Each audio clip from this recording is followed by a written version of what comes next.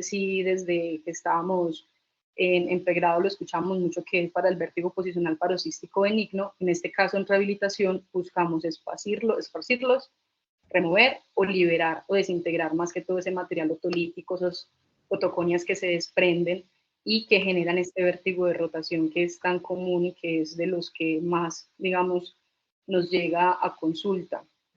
Aquí vean que no es solamente como que digan, se acomodan los cristales. Muchas veces esa acomodación no se da, entonces ya nos toca empezar a hacer otro tipo de ejercicios como encaminando a que ese material se desintegre o se diluya, haciendo que las personas logren volver a tener como ese control de sus cambios de posición y que no se genere esa dificultad. Digamos que en el vértigo es muy amplio, no estamos hablando solamente de un tipo de vértigo, son un montón de patologías que nos pueden ocasionar trastornos a nivel vestibular y por eso es que no solamente se trabaja la parte del reposicionamiento canalicular, que es como lo más común, ¿cierto? Que es como que, tiene vértigo, bueno, vaya que esos son unos cristales que salieron del oído. Créanme que no, es mucho más de acomodo de cristales. Muchas veces los cristales no terminan de acomodarse, uno tiene 5, 6, 7, 8 terapias, esos cristales siguen ahí, entonces tenemos que buscar otro tipo de objetivos u otro tipo de ejercicios que ayuden a que se acomode o que se desintegren y ya mejoren, digamos, como lo que más está molestando al paciente. Las ventajas que tiene esta parte de la rehabilitación vestibular es que es un método no invasivo. Digamos que con el vértigo tampoco es que se trabaje mucho la parte invasiva, digamos que lo más es muchas veces cuando realizan las infiltraciones y ya, pero no hay como procedimientos quirúrgicos o algo así para esta parte de rehabilitación, a menos pues que haya un tumor o algo que afecte el sistema. Pero digamos que con la rehabilitación vestibular es algo bastante simple, no es como tener algo que invada mucho al paciente. Sí es muy mareador, pero no es algo que moleste tanto. Promueve mucho la plasticidad cerebral, esto lo vamos a tener, mejor dicho, en toda la charla, porque aquí lo que les decía no es solamente el oído, es todo lo que abarca nuestro sistema cerebral y central, que mantiene mucho como esa información, que no solamente la parte periférica, sino todo lo que llega a nivel central en el cerebro. Promueve el rebalanceo neurosensorial, es decir, esas partes cuando se pierde el control del cuerpo y demás, entonces se aplica como una serie de estímulos que nos ayuda como a mejorar eso, y pues es de bajo costo. Al fin y al cabo, digamos que cuando hablamos de tratamientos médicos o quirúrgicos, ya hablamos de que implica un poquito más de costos y de dificultades para la accesibilidad que el paciente tenga, pues poder acceder a este tipo de tratamientos. ¿Qué hacemos? Si estoy hablando muy rápido me dicen, porque yo de por sí hablo rápido. Entonces a veces me emociono y sigo como muy rápido en todo. Entonces, ¿qué hacemos en la rehabilitación vestibular? Nosotros no solamente tenemos que hacer la parte de tratamiento como tal, sino que tenemos que hacer una parte de evaluación, obviamente para mirar funcionalmente esos pacientes cómo llegan y planear qué hacer. Entonces, lo primero que hacemos en esta parte es historia clínica, preguntando al paciente cuánto lleva con el vértigo, qué dificultades tiene, cuáles son los síntomas, cuál fue el desencadenante, si vino después de un golpe, de una caída, si vino después de que se comió algo, si vino que después de una gripa, o sea, buscar cuál fue ese factor desencadenante y llenar todo ese tipo de información. Si tenemos algunos antecedentes importantes como hipertensión, diabetes, tiroides, colesterol, todo este tipo de enfermedades traen consigo mareos. Entonces, por eso es muy importante tenerlos en cuenta, porque el vértigo también viene con mareo. Hay muchas personas que llegan y me dicen, no, es que yo siento es un mareo, pero eso me da no, yo llego con un vértigo y ese vértigo me da después de comerme un dulce. Pues no está muy asociado. Cuando hablamos de trastornos vestibulares es más asociado a movimiento, como a que me moví y hice esto, otro, y ahí se desencadenó.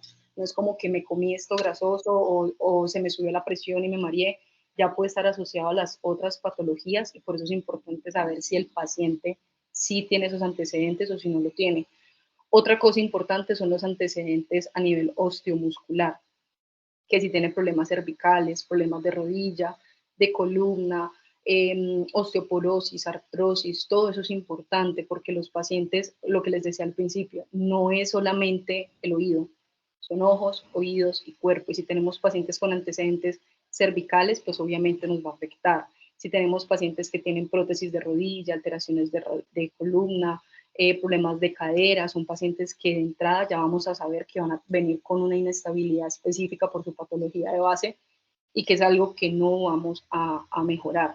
Por eso en muchas ocasiones, y aquí también esto es muy importante, la rehabilitación vestibular como tal no es suficiente. A veces hay que apoyarse como tal de la rehabilitación física y por eso es que en muchas ocasiones vemos a fisioterapeutas trabajando esta parte de rehabilitación, que no está encaminada tanto como la parte vestibular, sino a la vestibuloespinal, ¿cierto? Más como en esta parte de control del cuerpo y control del equilibrio. Realizamos una valoración completa, miramos cómo está esos estímulos visuales, cuáles son los desencadenantes del mareo o de síntomas como la presión en la cabeza, se quejan mucho de presión aquí en la frente, la cabeza grande, como descontrol, que miran que las cosas no giran, pero sí como que no están quietas, como que hay un movimiento, que no fijan mucho la mirada, que no logran como mantener ese contacto visual, muchas veces les cuesta bastante o que van caminando y pierden el control de los ojitos y demás, entonces hay que hacer exámenes, pruebas, más que todo a nivel visual, a nivel vestibular, con movimientos, cambios de posición y pues a nivel de equilibrio, que ya son pruebas que nos dicen cómo están funcionando esos sistemas por separado y juntos. Digamos que buscamos la manera de mirar cómo se están eh, compactando ellos entre sí y si están funcionando bien o si hay alguna dificultad. Y ya al final miramos como qué ejercicios o planeamos las estrategias terapéuticas que tenemos que utilizar con el paciente. Esto es personalizado. Y aquí hay algo muy importante que quiero decir, porque pues yo creo que ya a todos nos ha pasado o que un paciente nos ha contado, nos ha dicho, ay, sí, es que yo fui donde el otorrino y me dieron la hojita en donde voy a hacer los ejercicios y me dicen que los haga y con eso se me va a quitar el vértigo. Y pues sí, las hojitas son de ejercicios vestibulares, pero es una hojita que es muy generalizada y los pacientes necesitan son ejercicios personalizados para su patología y su dificultad, porque yo puedo tener al mismo paciente con la misma patología, con la misma edad, trabajando en la misma cosa y el uno no me va a funcionar con los mismos ejercicios que el otro, porque hay un factor diferencial. Todos somos diferentes, por ende a todos tenemos que tratarlos de una manera diferente y buscar las estrategias que le sirva a el paciente como tal, a él. Estos ejercicios muchas veces se quedan cortos, entonces digamos que en esta parte sí, si de pronto ustedes lo hacen o lo han visto, si es bueno que le recomienden a los pacientes, venga, sí, son ejercicios vestibulares, pero sí es mejor que busque un profesional que se encargue como de orientarlo más fácil para poder que su rehabilitación sea mucho mejor y pues guiado va a ser mucho más sencillo todo. Aquí están las patologías que más nos llega a rehabilitación, yo creo que están todas prácticamente. La más común, que es la que todos conocemos, que es el vértigo posicional paroxístico benigno, que es la de los cristales. La que está más de moda, que es la neuritis vestibular debido al COVID, porque el COVID trajo consigo mucha neuritis vestibular. Desde antes ya la veíamos, pero no era como tan común. Hoy en día ya se ve mucho. La laberintitis, los schwannomas vestibulares, la enfermedad de Meniere, que también es una de las que más se presentan. Digamos que en esta parte del Meniere sí pasa mucho. En rehabilitación, bueno, a mí personalmente no me llega tanto Meniere, porque el Meniere siempre lo tratan mucho desde la parte de medicamentos y ya en casos en donde la enfermedad ha sido como con varias crisis que ha deteriorado mucho ese sistema, lo mandan y logramos, digamos, como buscamos como mantener un poquito lo poquito que queda como para que no se siga perdiendo, entonces por eso es que no es como tan común que llegue a consulta, por lo menos pues hablo en mi caso. El neurinoma pues del acústico, la toxicidad, esto sí también pasa mucho, las isquemias, migraña vestibular, hoy en día la migraña se lleva el top. Acá vemos pues a cada rato pacientes que tienen mucha dificultad con la migraña, dolores de cabeza que están trayendo consigo mareos, inclusive vértigos, desarrollan vértigos posicionales, desarrollan vértigos no tanto como neuritis y cosas así, pero sí me desarrollan mucho vértigo posicional y muchas dificultades en cuanto al sistema visual. Se descompensa mucho el sistema visual, entonces son personas que son muy sensibles al movimiento y muy sensibles a la parte del estímulo de ojitos. La licencia del canal semicircular, que tampoco es tan común, pero pues también llega.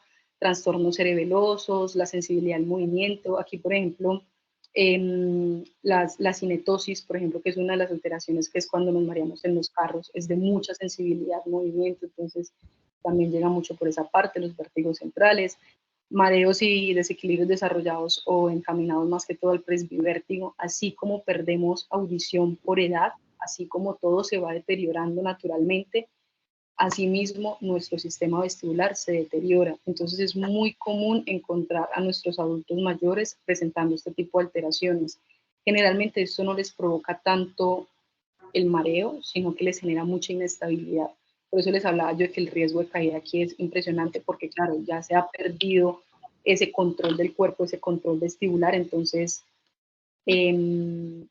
eso hace que se presente como más problemas a nivel de control y estabilidad del cuerpo.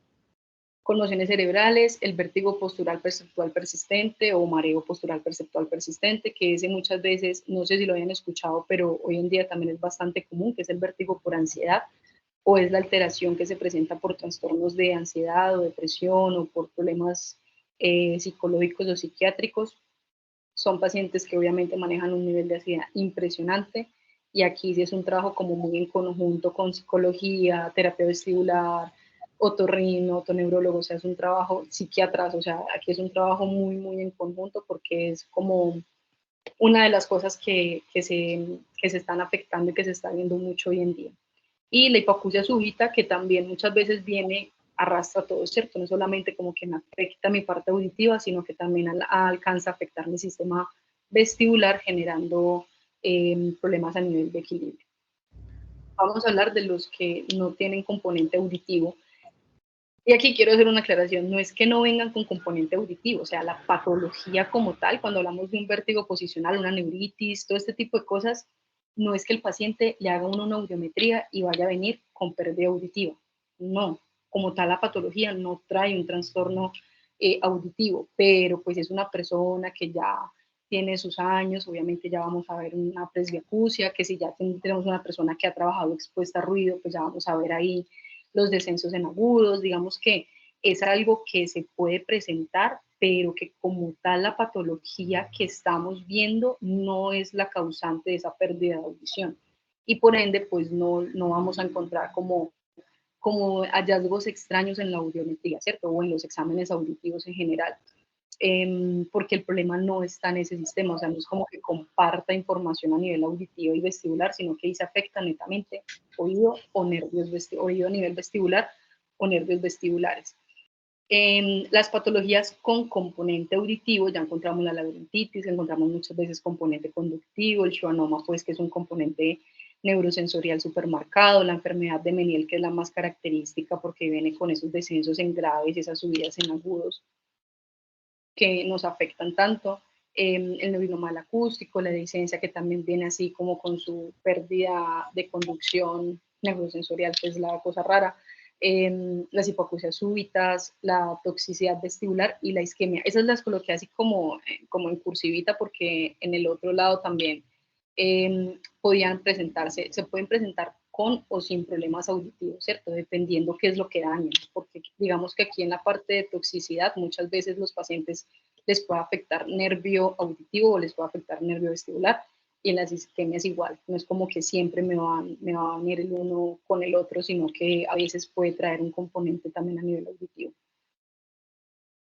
Muy bien, entonces, ¿qué trabajamos o qué es lo que hacemos en la parte de rehabilitación? Ya después de haber hecho toda la valoración y haber mirado qué es lo que está presentando el paciente y demás, ya escogemos qué es lo que tenemos que hacer. Entonces, digamos que las estrategias que trabajamos en la parte de rehabilitación está desde el reposicionamiento canalicular, cuando hablamos que esto es única y exclusivamente para los vértigos posicionales paroxísticos benignos, de resto, pues no se deberían hacer porque no tendrían ninguna mejoría ni nada que nos ayude pues como a mejorar otro tipo de vértigos. Ya para el resto utilizamos estrategias de adaptación, estimulando el reflejo vestibuloculomotor, las estrategias de habituación, perdón, que son más para tolerancia al movimiento, de esos que nos fastidian tanto que ahí nos movemos y nos mareamos, ahí utilizamos ese tipo de estrategias. Y las estrategias de sustitución, que ya es un cambio sistemático, vamos a profundizar un poquito. Cuando hablamos de reposicionamiento canalicular en el vértigo posicional paroxístico benigno, no es tan sencillo como, ay, voy a hacer una maniobra y ya.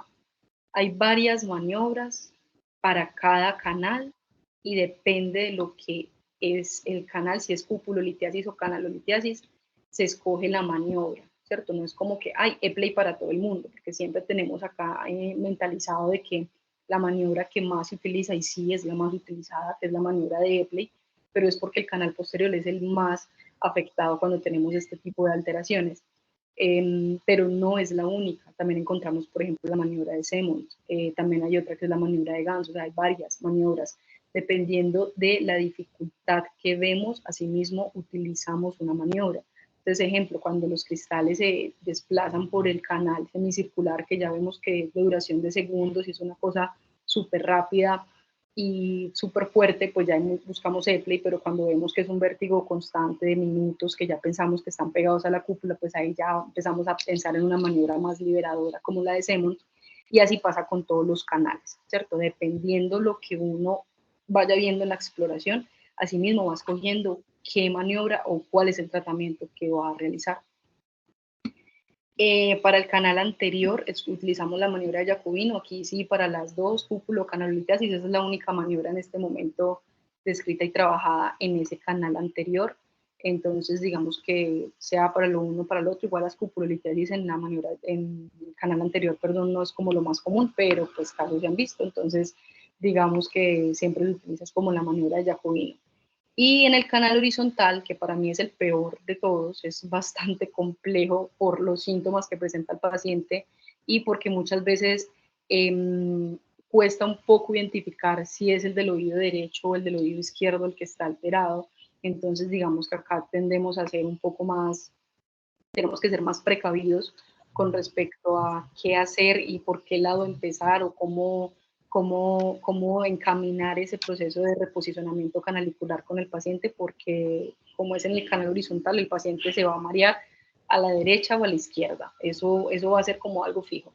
Se nos va a marear en los dos laditos, entonces, dependiendo mucho la intensidad del nistagmo, el movimiento que tenga el ojito, ya ahí determinamos si es viable hacer el reposicionamiento hacia la derecha, a la izquierda o qué maniobra utilizar, ¿cierto? Tenemos varias, la de Suma, la de Leinberg, que es la barbacoa, que es una de las que más utilizaba. Hoy en día ya con Suma Maya también se está utilizando mucho, ha dado muy buenos resultados, y pues para la cupulolitiasis, la de Buffon y Wapiani, dependiendo pues como la dificultad que veamos. En las estrategias para las patologías ya que tienen alteración del reflejo vestibulo-oculomotor, por ejemplo, neuritis, laberintitis, presbivestibulopatías o patologías de alteraciones vestibulares por ototoxicidad, son alteraciones que afectan el borde. Entonces, al afectar ese reflejo, tenemos que enfocarnos mucho en estos ejercicios de adaptación. Y lo que buscamos es regular precisamente esa ganancia. Digamos que cuando nosotros tenemos este tipo de alteraciones, nuestro reflejo debe tener una ganancia específica, debe moverse muy a la par de que si mi cabeza se mueve, pues mi reflejo se mueve a la par del movimiento de mi cabeza. Y cuando ocurre eso, mi cabeza se mueve y mi ojito responde como tardíamente, pero no es porque el ojo esté mal, es porque el oído no está funcionando bien, haciendo que esa ganancia disminuya. Entonces ahí tenemos que enfocarnos mucho en ejercicios que estimulen ese borde. Trabajamos movimientos sacádicos, que son los movimientos rápidos que realizan los ojitos, rastreo pendular, que son los movimientos lentos, fijación de la mirada, los estímulos optocinéticos, que están en todo momento, en todo lado. Entonces, en esta parte no es solamente oído, y eso sí es como súper importante, como que tengamos en cuenta que cuando hablamos de rehabilitación vestibular, el oído no pasa un segundo plano, no, es digamos como el sistema más importante por el cual se está presentando todo esto, pero sí tenemos que trabajar un poco más esa parte de ojitos y de cuerpo, entonces tenemos que tener como un todo, no es solamente esta cosa, no, tenemos que abarcar todos los sistemas para poder tener pues como la recuperación adecuada. Cuando hablamos de estrategias de habituación, ya utilizamos más que todo para patologías que alteran pues esa sensibilidad de movimiento. Les hablaba ahorita, por ejemplo, de la cinetosis, que es una de las que más, pues como la más común en cuanto a que un movimiento me va a generar una sensación de mareo. Entonces, se utilizan mucho también las migrañas vestibulares, son personas que son muy sensitivas. Los mareos posturales perceptuales persistentes también son patologías que son demasiado perceptivos. Ellos sienten cualquier movimiento y ya solamente con mover los ojitos tienen para marearse, entonces tenemos que hacer muchos estímulos que lo que hace es precisamente entrar en conflicto, o sea, aquí literal el paciente tiene que hacer repeticiones, volver a hacer esos movimientos que me están generando el síntoma. Entonces, que si a mí me marea mover la cabeza para arriba y para abajo, entonces para arriba, para abajo, para arriba y para abajo. Y a mí me marea caminar, pues a caminar y caminar y caminar. Entonces, digamos que aquí es como habituar nuevamente al sistema a tolerar ese tipo de información mediante ejercicios obviamente estructurados que nos permitan mejorar esas habilidades. Y en la parte de sustitución vestibular, que me parece que es la más interesante de todas, se utiliza mucho cuando hay carencias de los sistemas. Son 3 sistemas, ¿cierto? Ojos, oídos, cuerpo. Y muchas veces se afecta mucho. El que más se afecta, obviamente, es el vestibular, porque pues al tener el vértigo o la alteración vestibular se va a presentar un deterioro de ese sistema. Entonces, lo que buscamos con las estrategias de sustitución es precisamente buscar que los otros sistemas, digamos que se ayuden o se fortalezcan un poquito más para, digamos, como estar un poquito más fuertes para que si este está malo, pues estos otros dos me ayudan, ¿cierto? Que si mi oído está malo, pues yo tengo mucho más control de mis ojos y de mi cuerpo para poder enfrentarme a situaciones y que no me afecten. Entonces, digamos que aquí hacemos muchos ejercicios en donde vamos cambiando sistemas, entonces ejercicios con ojos cerrados, ejercicios en donde tenemos superficies inestables, en donde trabajamos sobre pelotas, sobre cosas que van quitando como la parte propioceptiva, la parte visual, y vamos haciendo como un juego, como con todas ese tipo de estrategias que tenemos para poder que el paciente no solamente dependa de su sistema vestibular, sino que todos los sistemas tengan como esa habilidad de compensarse en caso de que el otro tenga una carencia. ¿Qué factores afectan la recuperación del vértigo y de los trastornos vestibulares? La localización, no es lo mismo si es con un vértigo, por ejemplo, posicional, que como tal no es un daño, a un vértigo que tenga por neuritis, que ya ahí sí hablamos que el nervio está alterado, a una neuritis que sea solamente de la rama inferior, a una neuritis que sea de las dos ramas, ¿cierto? Ya eso afecta mucho. O muchas veces vienen pacientes con alteraciones vestibulares, bueno, no tanto vestibulares, sino del equilibrio por lesiones en el cerebelo o en el cerebro. Entonces, claro, como ya estamos hablando de algo más a nivel central, cuesta mucho más la recuperación y por ende es como que el pronóstico es más lentico. O sea, digamos que muchas veces no se busca tanto la recuperación, sino como mantener lo que tenemos para que el paciente no tenga más deterioro. La edad de paciente también es súper importante, pero a ver, obviamente va a ser más lento, ¿cierto? Si tengo un paciente, yo no diría tanto como la edad, sino el movimiento que tenga el paciente, porque yo he tenido pacientes que son de 80, 90 años y son súper activos y se recuperan muy rápido. ¿Por qué? Por la actividad que están teniendo. Entonces, digamos que más que la edad es la actividad física que tenga el paciente. Con esta parte vestibular, la actividad física es súper, hiper, mega importante. Si es una persona que está muy quieta, que no se estimula, que no se mueve, que mantiene sentada o acostada en la cama, vamos a tener un avance muy poco, pero si es una persona que se mueve, que está activa, inclusive aunque tenga que sea grande en edad, pues va a tener un poquito más de dificultades si no estamos con constante estimulación o cuando estamos muy quietos. Entonces, digamos que acá edad influye, pero me influye más si se me mueve o no. Los medicamentos. Esto es a ver, hay muchas patologías que se trabajan con medicamentos, otras no. Yo personalmente he tenido la oportunidad de trabajar con otorrinos que no mandan nada de medicamentos para el vértigo, a otorrinos que mandan medicamento para absolutamente todo. ¿Qué he visto yo? Que obviamente los medicamentos cuando son vestibulosupresores me afectan mi proceso de rehabilitación, lo atrasan, se ponen como que es un poquito más lenta la parte de recuperación, aunque el paciente sea superficioso, que haga ejercicio en la casa, que haga la terapia así como se la recomiendo y todo, sí tienden a demorarse un poquito más en la recuperación que los pacientes que no están consumiendo ningún tipo de medicamento para el vértigo. Aquí ya depende mucho, digamos, del otorrino con el que estamos trabajando y con la información que tenemos que trabajar, porque pues obviamente no podemos quitar un medicamento si el otorrino lo necesita para solventar alguna otra alteración que se está presentando en su sistema. Entonces, digamos que sí es algo con lo cual sí es muy pues como con los otorrinos.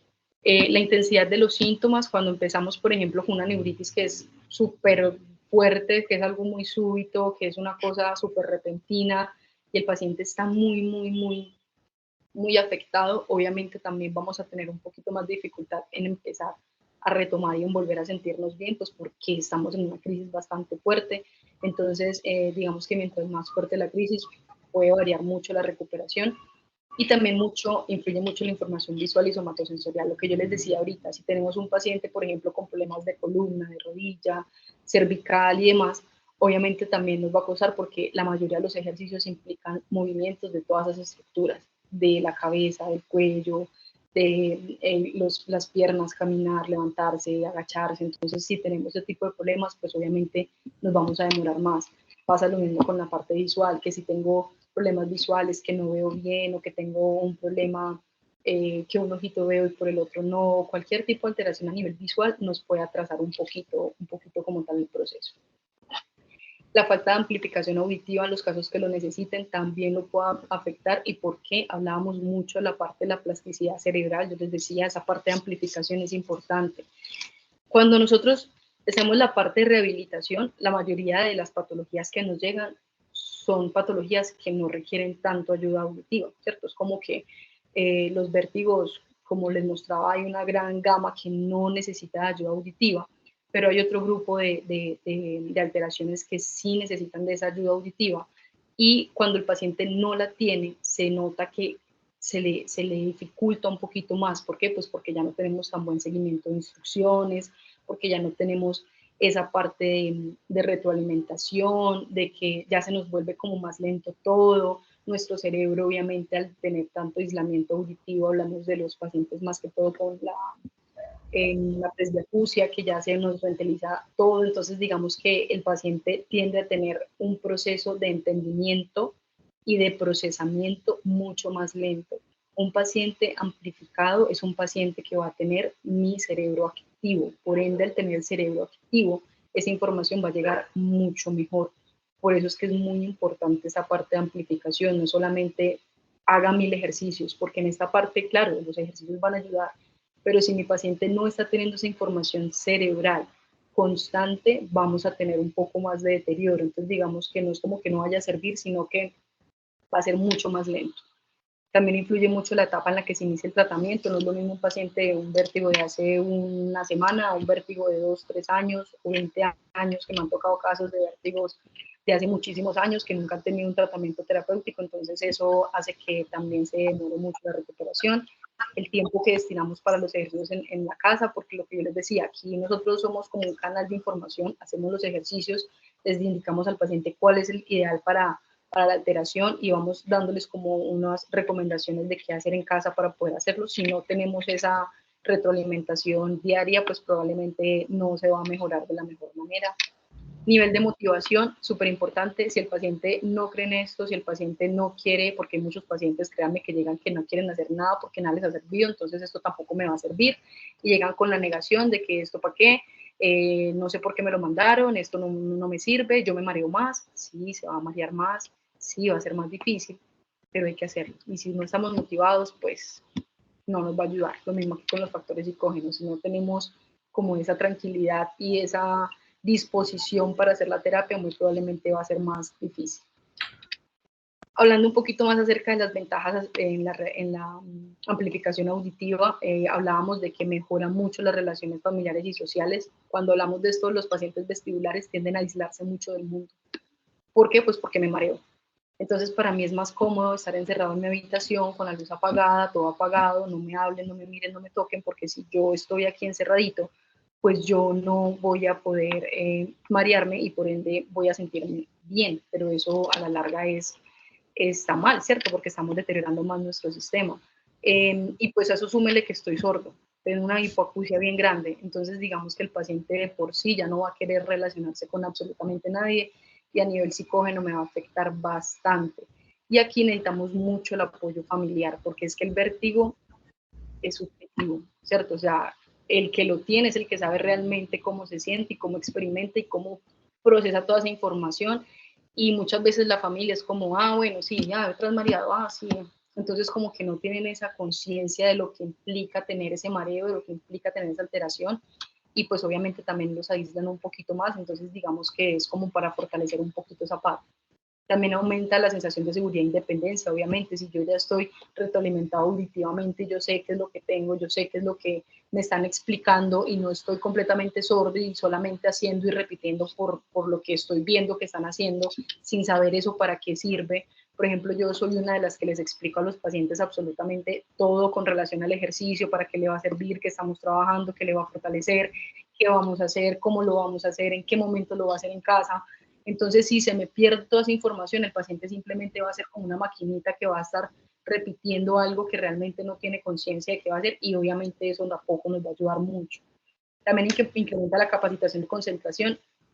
Yo les decía aquí que con la parte del vértigo nosotros tenemos que estar estimulando mucho esa parte a nivel central, entonces los ejercicios muchas veces vienen con este tipo de ejercicios de concentración, de atención, de repítame esta categoría semántica, vamos a hablar de marcas de carros y vamos a hacer este ejercicio mientras usted me dice nombres que empiecen por P. Entonces, claro, el paciente tiene que estar súper activo con este tipo de información, y pues si yo no tengo esa retroalimentación auditiva, pues voy a carecer de esa información y por ende mi proceso también va a ser un poco más complejo y pues más difícil.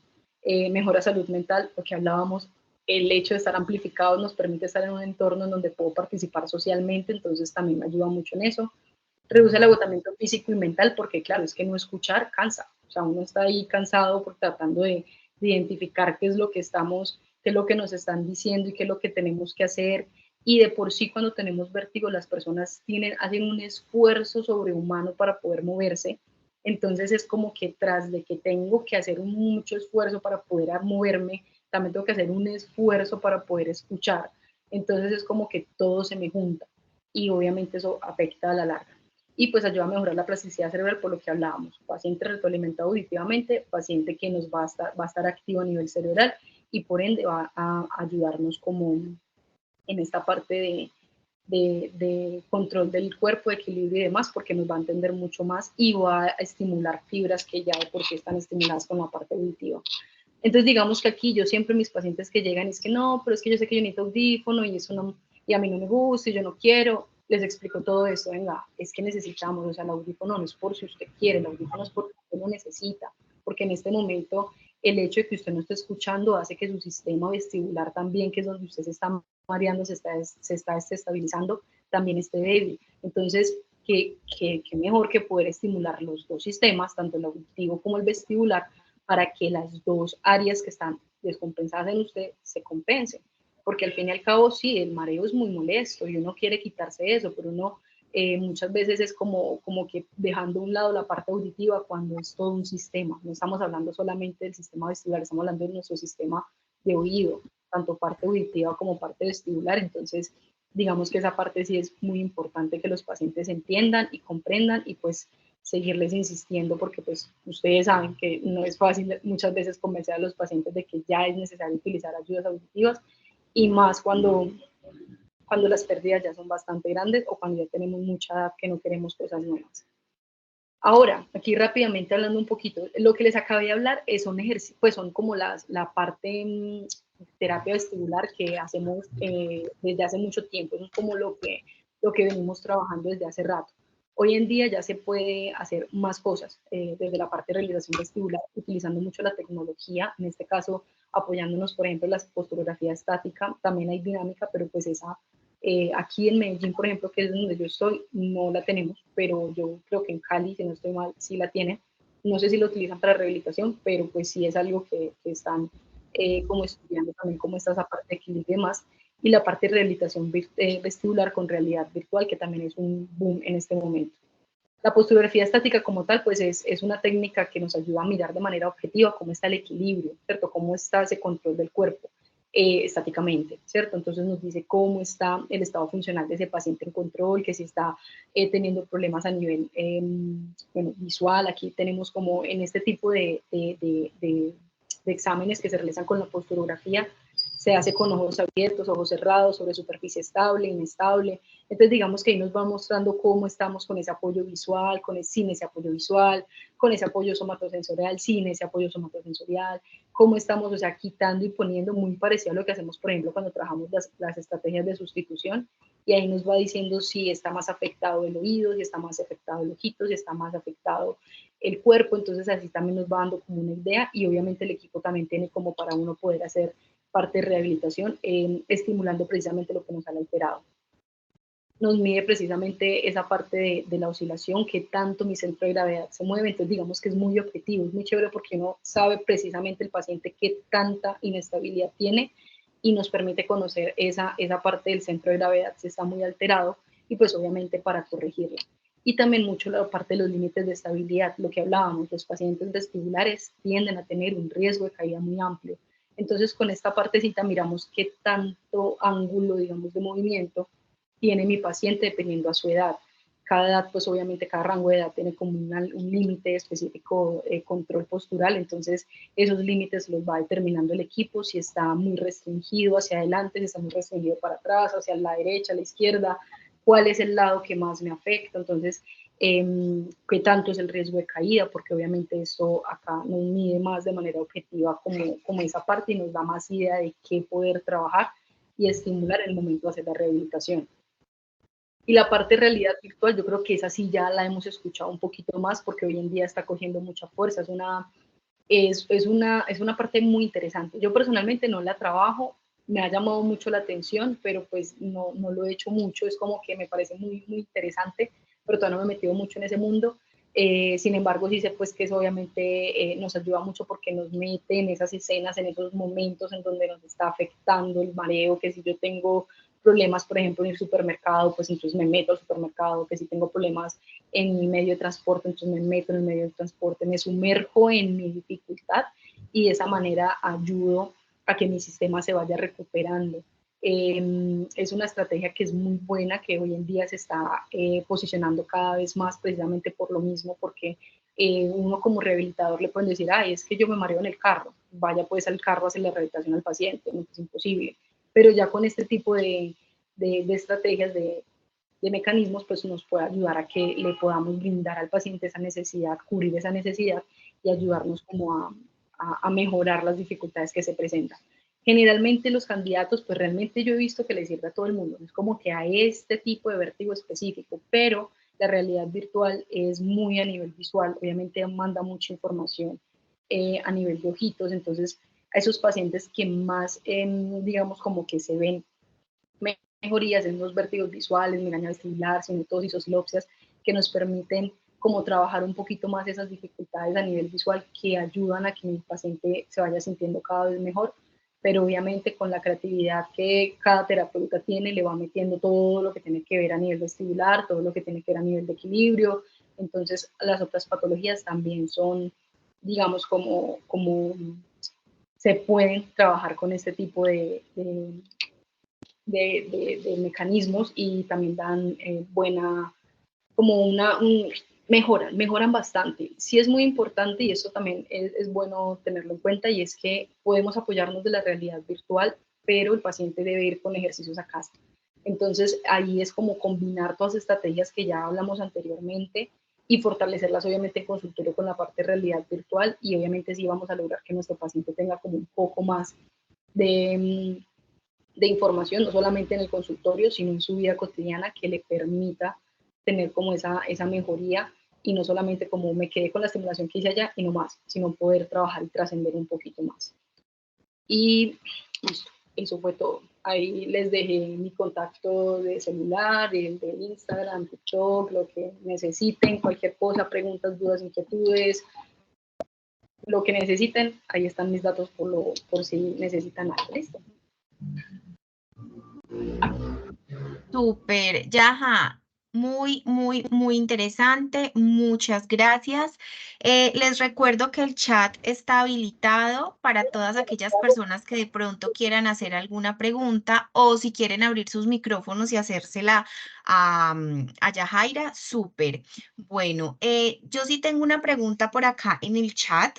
Pero bueno, y creo que ya dentro de la charla la respondiste y era cuando un paciente tiene una pérdida auditiva y además es candidato a la rehabilitación vestibular, ¿hay mejores resultados cuando se usa un audífono o es indiferente? Yo sinceramente he tenido los dos casos, de que el paciente no se quiere colocar la ayuda auditiva y el paciente que sí se la coloca y que está juicioso y que ya lleva su proceso de adaptación de audífono súper bien.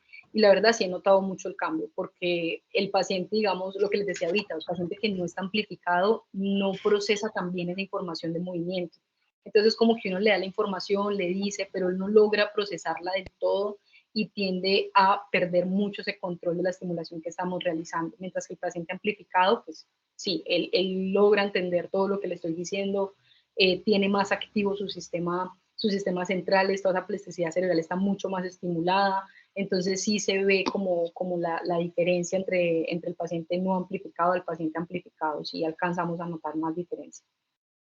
Ok, y también el viceversa, o sea, cuando necesitan la terapia vestibular y creen que solo van a tener con el audífono, porque también en la consulta se nos presenta el caso que el paciente cree que con el audífono se le va a quitar el vértigo, ¿cierto?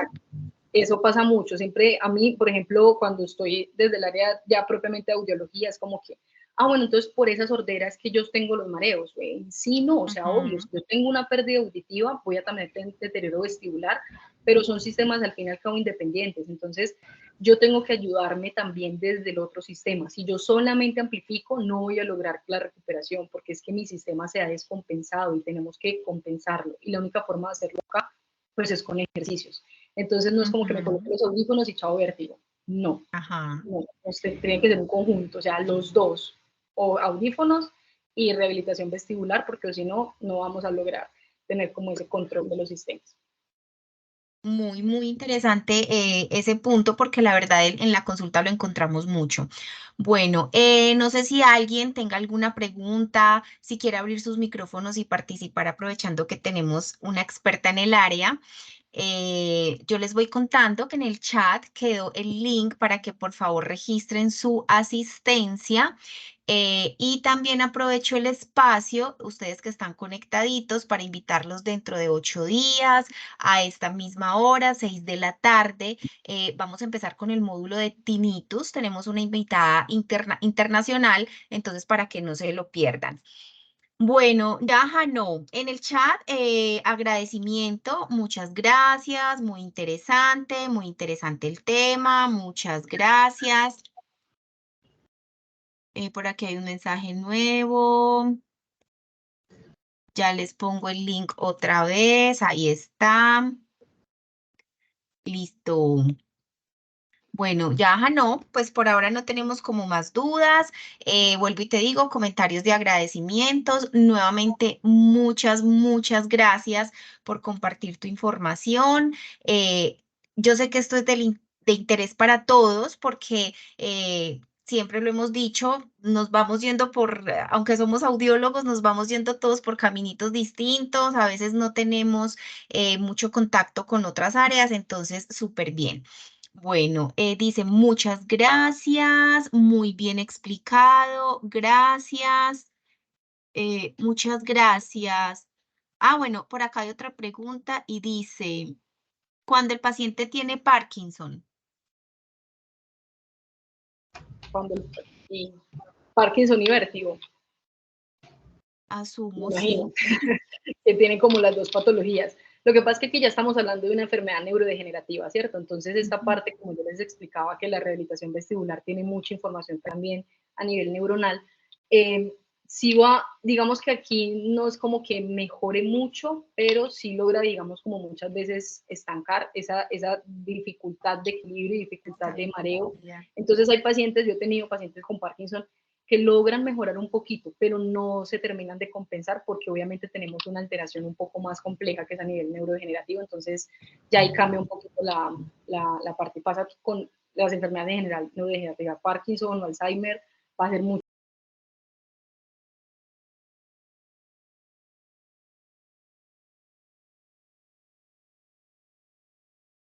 Ajá, espérame un segundito que se silenció tu micrófono. ¿Puedes activarlo otra vez, porfa? Ya ahora sí, que para estos pacientes toda información de estímulo de movimiento vestibular, de todo lo que le podamos brindar, va a ser bien recibida, pues por lo menos para ayudarnos a mantener un poquito y que no se vea como tan avanzado el deterioro en ellos. Entonces digamos que es más Ujú. como de control más que todo. De sostenimiento. Ujú. Listo, bueno, muchas gracias, súper bien explicado, gracias, gracias, muy buena la información. Nada, entonces acá damos por terminado este encuentro del día de hoy. Nuevamente, mil gracias a cada uno de ustedes por su compromiso con la academia y a ti, Yajaira, mil gracias por atender nuestra invitación. Es con mucho gusto. Espero que les haya gustado y que les llame la atención a los que están por ahí que de pronto quieran aprender algo de vértigo y rehabilitación. Bienvenidos, porque necesitamos audiólogos que rehabiliten, por favor. Sí, señor. Entonces, ahí está abierta también la invitación por si quieren hacerlo. Muchas gracias. Y ahí quedó el contacto de Yajaira para las personas que tengan alguna inquietud. Nos vemos nuevamente en 8 días y muchas gracias. Chao, Yaja, gracias. Con gusto.